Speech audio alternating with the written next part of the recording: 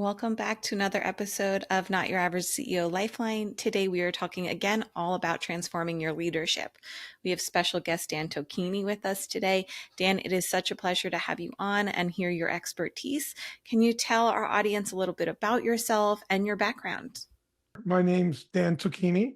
I am a co-founder and the CEO of a company called Take New Ground.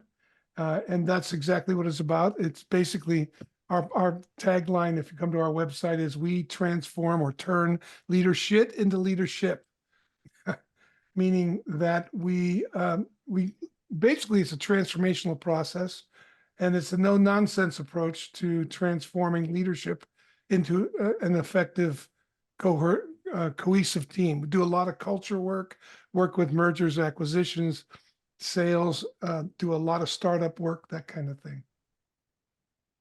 So, in the aspect of leadership, can you tell us what you feel the most value aspect is to being on a team? But, really taking responsibility for what it is I'm there to have happen. We have a saying, you can't explain your way out of what you behaved your way into. And you're either going to have results or you're going to have stories. You're either going to actually have it turn it out, whatever you're up to, or you're going to have a story about why it didn't turn out. And most of the time, leaders tend to, at least we've found over when things get stuck, leaders will tend to make stories. So they'll find themselves blaming others or circumstances, shaming themselves, and kind of creating an environment where people have to justify what they've done or what they're up to, rather than look for what's wanted and needed to have whatever they're committed to turn out. What types of steps do you take to tell leaders to, I guess, be more accountable, right? Is that really the story that Yeah. they're not blaming others, right? They need to be accountable for themselves. What steps do you tell them to take? Well, it's more of a way of, we approach it from uh, presence. Like, you can do the right thing from the wrong place and you're still going to produce a result that's suboptimal or not what you committed to. So we start with where people are coming from, how they're actually relating to what's going on. And there's four basic distinctions or principles that we ask them to consider. First is, nobody makes a dumb choice. Nobody goes out and says, today I'm going to make the second or third best choice I have available. People go out and they make the best choice they see available. But there might be better choices, but they don't see them because those better choices often show up like a threat or a danger sign or something like that. They don't see them, or they're blind to them because of the way they're thinking about what they're doing. Harvard did a tremendous study many years ago to understand how come some people excel, others don't. What causes organizations to fall apart, or what causes a situation to unravel or become problematic? And usually, in 87% of the time, it was cognitive breakdowns or the way people were thinking about it. And so, if you ever looked out and said, "Wow, that was really stupid," that brings, that why did that person do that, or why did I do that? And I did it because, and they did it because they thought it was the best choice available. And so we ask people to think about this. First, think that whatever somebody does, it's not accidental. They're doing it because they actually think it's the best thing to do. So people always make the best choice they see available. And the second thing is, the way, people, they're acting congruently with the way that the world is occurring for them. So you know, if they do something, they're doing it because of the way they see the world. And the way they see the world happens in language. And we ask them to notice their language because it's the first clue to what it is you're seeing, right? So if you sit down and you talk to somebody, and you've probably done this many times, and you can hear how they're seeing the world. If you can help them see something new, something different, they will actually make a different choice if they see it's better than what they were currently seeing in the way that they were viewing the world. And then the third one is, we ask people to notice that future language always transforms the current state that they're in. So if you and I are talking, for instance, and you and I are talking about what we're going to do this year, and Nicole, you thought you were going to double your income this next year. You really believe that. Well, you're going to be very different in the conversation than me. If I think I'm going to lose, I'm going to lose half of my income, I'm going to think differently. That future that I think is coming is going to determine how I'm going to participate from then on. And you're going to be looking at how to invest and what to do with your money that's coming in. And I'm going to be looking how to preserve or maybe, pull back or liquidate certain assets, et cetera. But that's all because of the future we see that's coming. And all that's contained in language. So as we're talking, you see new possibility, or I see new possibility as a result of talking to you, and I see a possibility for making my income grow beyond what I thought it was going to be. What's going to happen is I'm going to start to transform. The way I'm in the situation will start to shift, if that makes sense. It does. And it's an interesting way of thinking about things. Do you have advice for leaders who are in a meeting, right, or going into a meeting, and how they can alter their language for the outcome that they're looking for? Yeah, well, there's a couple ways. First, you have to get a hold of how you're thinking about the problem. Like usually if you're going in to make a correction or do something new with a team, it's good to be able, like, let's say you're going to go in and make a change.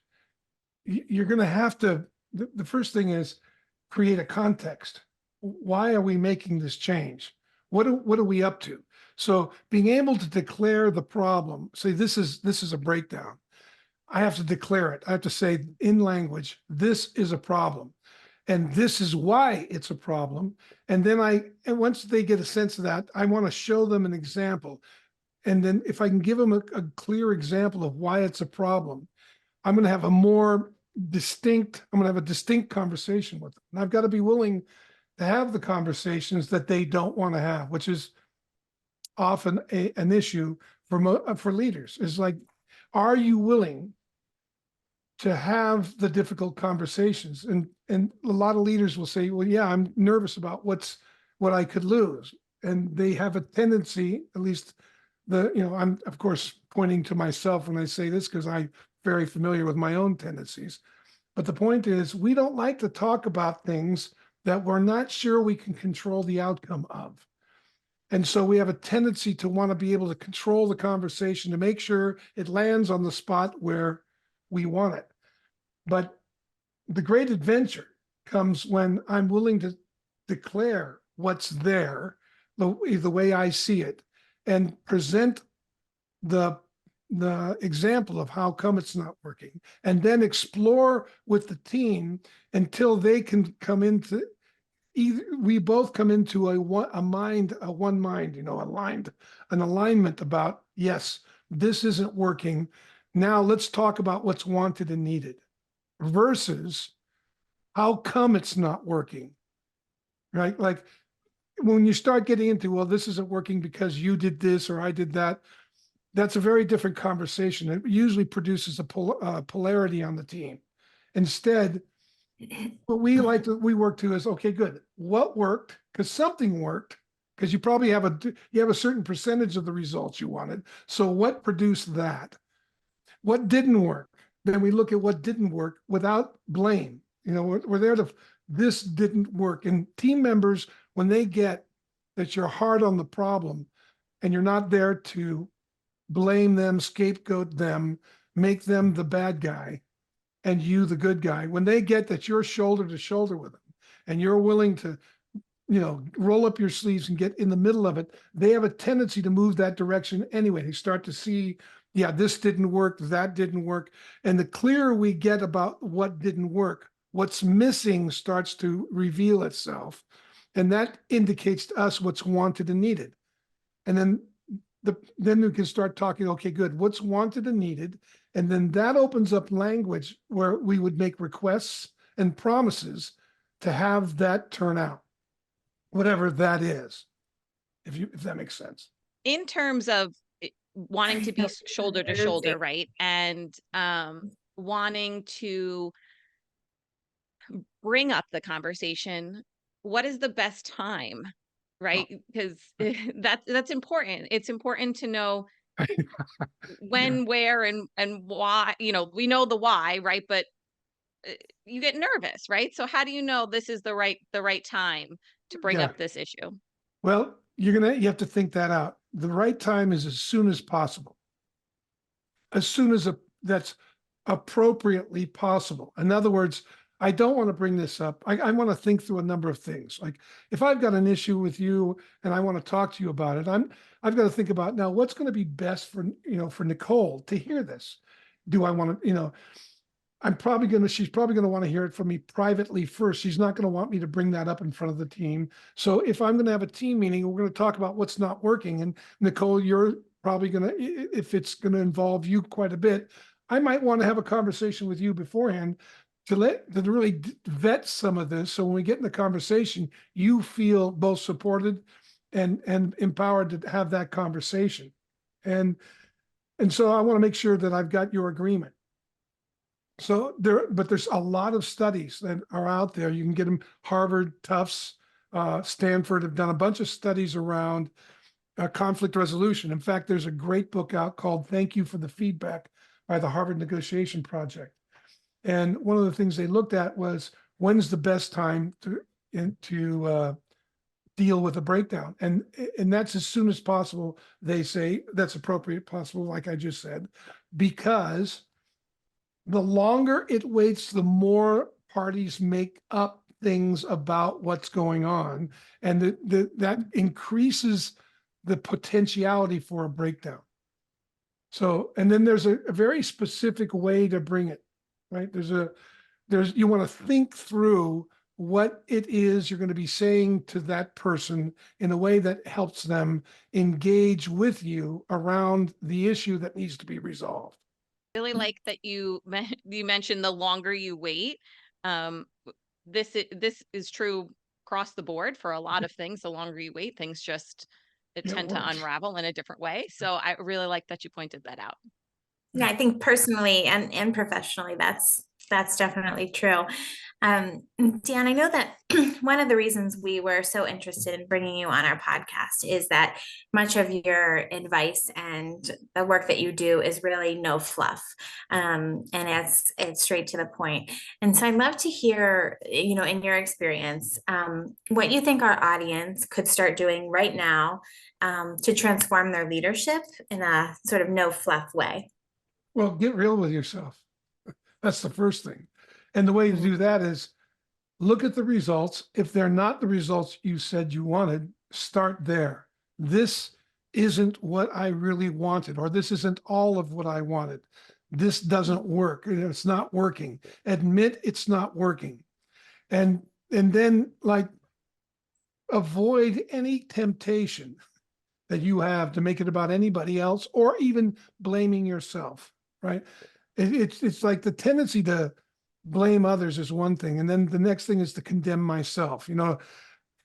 We usually have there's a saying we talk about. It's called the human paradigm, and it's basically when something goes off, we look for somebody to we think this is the language to listen for. There's something wrong, bad, or broken with it, them, or me. There'll be some version like that. Oh, this didn't work. It must be the system. It must be Nicole. It must be Danielle. It must be and then the other one is, oh, it must be me. I'm bad.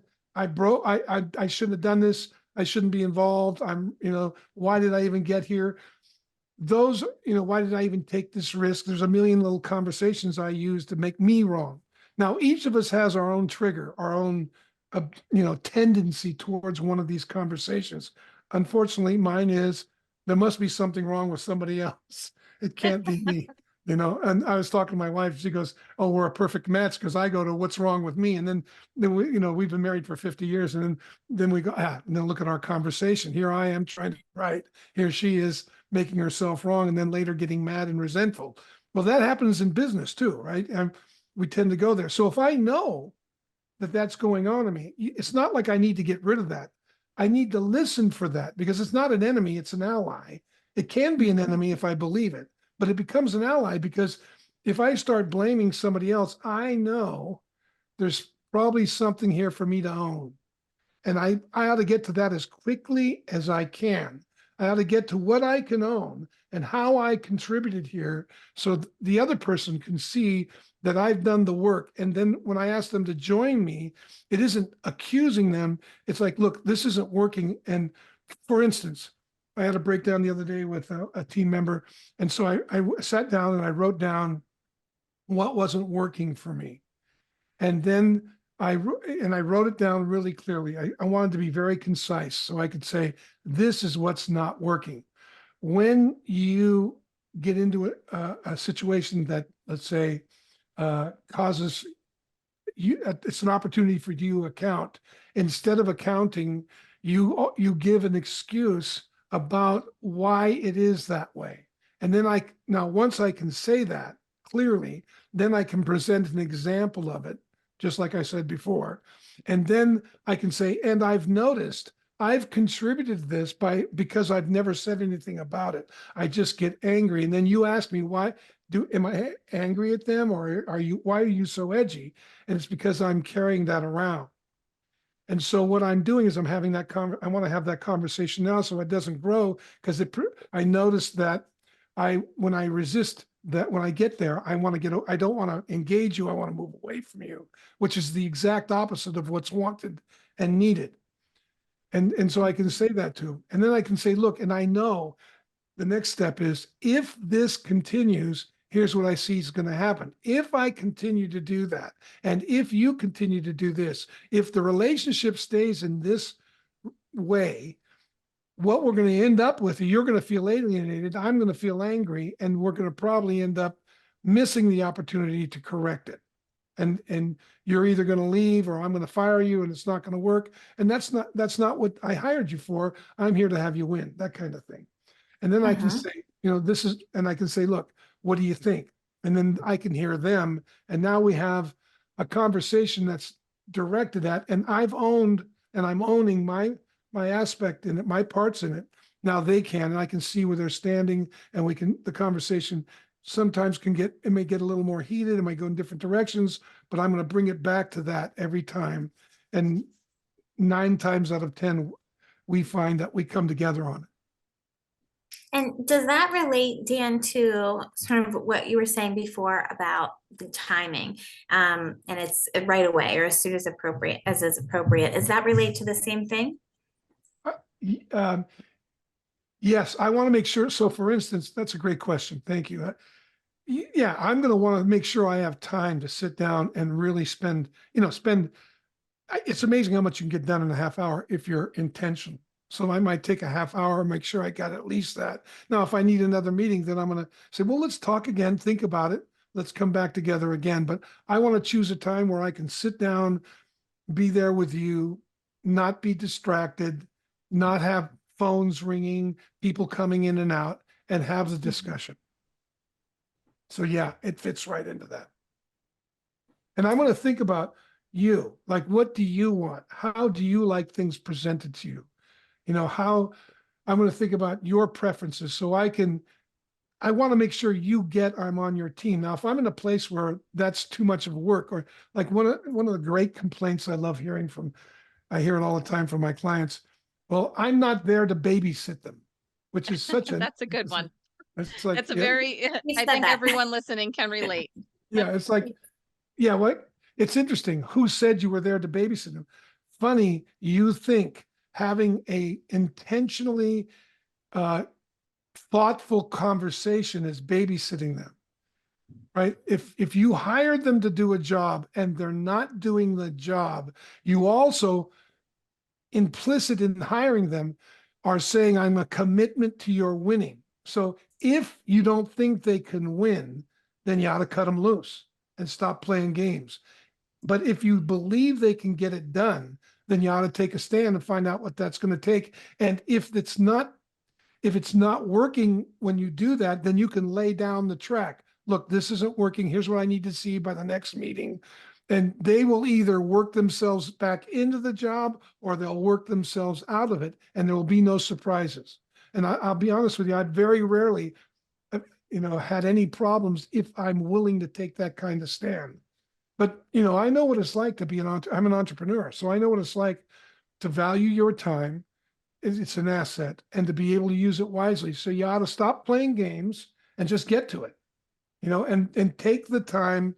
Look, if it's like pay now or pay later with penalties and interest. You know what I mean? It's like take the time to understand the problem clearly, get beyond the symptom and get to the underlying problem. A lot of times that's another issue. A leader can get all caught up in the symptoms of what's going on and never have asked themselves or stopped long enough to say, why is so and so doing this? What is the cause? Like this sale, they're not making the sales, or they're not delivering on time, or they're not coming in on time. So that's the symptom. It's the way they're thinking about it is the problem. The way they're relating to it is the problem. I got to get to that. If I can help them see that, I have a much greater chance of supporting them in a way that they're going to take action that's going to be effective. So with this predetermined notion of what a CEO is, or how they should think, right? You said this is a typical term that CEOs or entrepreneurs may think, I don't want to babysit them. I hired them, let them just do their job. Yeah. And that I think is across the board just a typical mindset.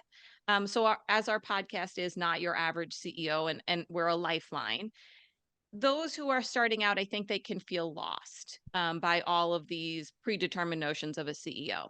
What advice do you have for them to think outside the box, to transform their entrepreneur mindship? If you could simplify it down, right? There are obviously all these different factors that come into play, but what direction would you steer their mindset to be not their average CEO?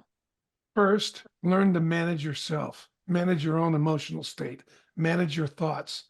Learn to acknowledge and recognize your thinking and the aspects of your thinking that are effective and the aspects of your thinking that alienate you from your team. Manage yourself. If you can't manage yourself, you will be ineffective at leading others. And in fact, where you're ineffective at leading others is an indication of where you're off at leading yourself. So if you and I, my wife turned me on to this. She's really good. She says, do you notice you can't hear me right now? I'd say, yeah, I noticed that. I work with my wife. We've worked together for 40 years. And I'd say, yeah, I noticed that. So she said, so you notice that you can't hear what I have to say.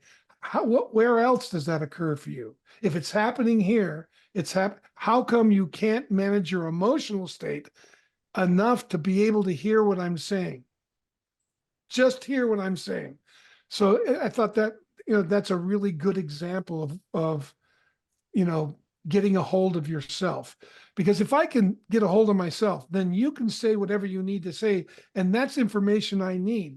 At least, at the very least, I need to understand how you're seeing the situation and how you want, like what you're expecting from me. I got to notice how I speak to you, what opens up and what closes down. So if I want to get across to you something and I speak to you in a way that you can't hear it, I might want to shift the way I'm saying it. I can say the same things in 10 different ways. I'm going to try other ways, and I might pay close attention to you. So manage myself, lead others, and that will literally start to produce extraordinary results. But I can't emphasize enough self-management or self-government. Like, I've got to get a hold of the way I think. We have a book coming out, Not Your Average CEO, and we're on final edits, and I was just reviewing our self-awareness chapter, and it aligns perfectly, right? You have to be self-aware. You have to know your behavioral style and understand how you perceive others and understand what you're saying and why you're saying it. So I agree, and your wife sounds like a very, very smart woman. She's awesome. Well, she married me, Yes. so I'm hoping that was smart. Yeah, I love working with her. Of course, I'm married to her.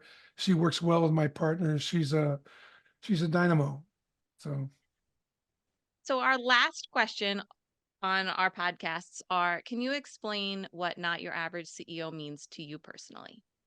Yeah. Not being the average CEO means that you care about people and you get that people, you need them, and that you get that through them results are caused.